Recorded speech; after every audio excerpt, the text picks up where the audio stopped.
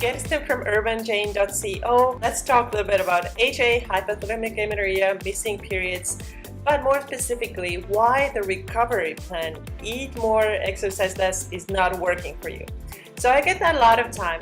Girls email me, they contact me asking, okay, I did this. I dropped my exercise a lot. I started eating a whole lot more. I took some supplements, but nothing is happening. I'm thinking that I don't have hypothalamic amenorrhea, or that it wasn't caused by exercising too much or eating too little, because I think I didn't do too much of those things. I should be totally fine, and there's something else going on with me. So now there might be a couple of things why this recovery plan, eat more, work out less, stress less, is not working for you.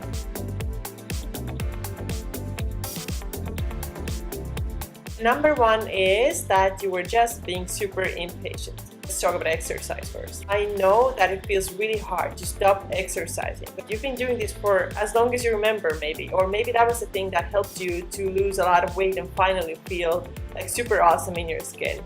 And now, I mean, you've been doing it for a long time, and now you can't do it anymore. So if you stop doing it for 2 weeks or 3 weeks, then you're like, it's been such a long time, how come nothing's happening?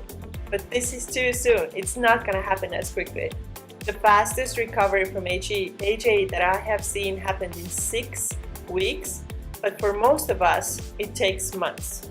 For me personally, it took 5 months, and the recovery was not over after I got my period in 5 months, because after that I had to keep it. And this is as hard as getting it back, because you're not supposed to jump right into exercise or start dieting again. That's the great way to mess everything up again.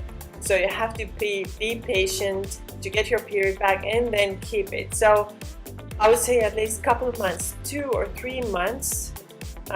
This is probably the minimum that you need. Median is actually 6 months, which means that for half people it takes more than 6 months, and for half people it takes less than 6 months. So if you stopped exercising, or you've been walking or doing only gentle yoga for 2 or 3 weeks, this is not enough yet, right? So you have to keep doing it for a couple of months probably to see results.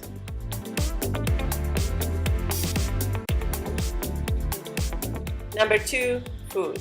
So girls tell me that, I have increased my food intake, I'm eating much more, but maybe it's still not enough. So in general, I don't want you to count calories, but it may still not be enough. So you're still, having some restrictions here and there. You're like, oh, I should not be touching the sugar, or oh, this fruit has too much carbs, or oh, I think I shouldn't have like 3 tablespoons of peanut butter, I better just have 1. So you still have this restrictive mindset. That's one thing.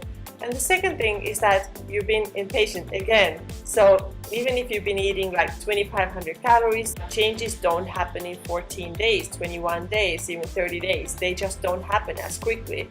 So think about how long it took for you to lose a lot of weight, or to get ready for the stage if you were a bodybuilder, or to train for a marathon. It was probably a good 6 months, 9 months, a year. How long have you been dieting? How long have you been trying to lose weight? You cannot expect things to get fixed quickly. So keep that in mind and be realistic, and don't expect too much from your body that is pretty depleted right now. It needs all the nutrients to repair your cells and your tissues and your organs. So be patient. And your supplementation. If you're taking supplements, that's great. So there are a couple of things that are very useful for most women who are dealing with HA. So first thing is magnesium. Magnesium is really good with any period related problems, whether it's missing periods, whether it's irregular periods, painful periods. Magnesium is great. Vitamin D might be really useful. You can get it outside. Just walk outside, get some sunlight if you have the chance. Or if you don't, just take a supplement. Some women are taking Chase 3 or Vitix. These are the same thing. Work with your practitioner to figure out whether you need them or not. I'm not a doctor, just always keep that in mind. But if you are taking supplements, take them regularly. You cannot buy a supplement and keep it in your kitchen cabinet. Who's that gonna help? Or take it only like every other day or whenever you remember. No, this is not how it works. Take them as your practitioner or your acupuncturist or your chiropractor, whoever prescribed them. Take them as they told you to take them. You can keep them in the kitchen.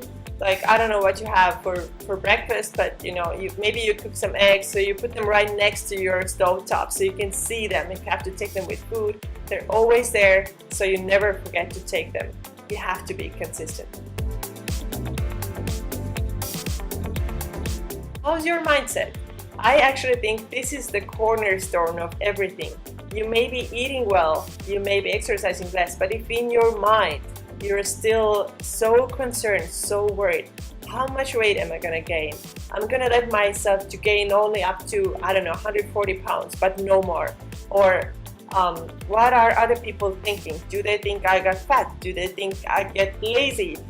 What are they thinking? Or these clothes are so tight. I feel so uncomfortable. I feel like a whale. Someone told me I feel like a whale.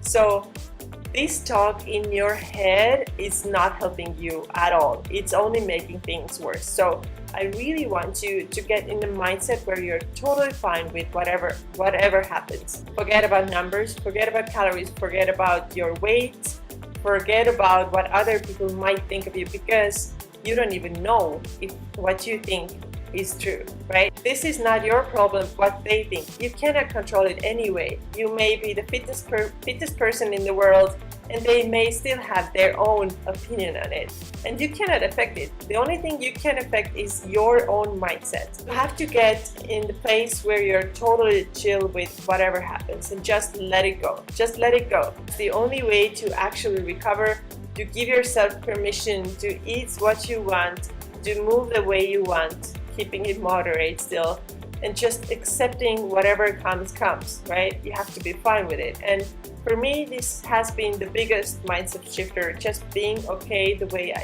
am. And I can honestly tell you, never in my adult life I have been so okay with my body, so chill, so calm, and not focused on any numbers at all. It's such a freedom, and I think you're going to love it. Okay, that's it for me today. The main message: be consistent and don't expect things to happen overnight. You start making changes, they don't kick in immediately. They don't. Just like you lost weight, or just like you got ready for a bikini competition, you were not ready the next day, right? You got the thought yesterday and you were ready the next day. No, it's not how it works. It takes several months to get your body back to where it's supposed to be. You have to be chill, you have to calm your mind down, you have to accept yourself no matter where your weight lands. If you don't know how to get started with fixing your mindset, getting rid of the dieting messages, getting rid of the weight obsession, then I have a completely free 5-email course for you.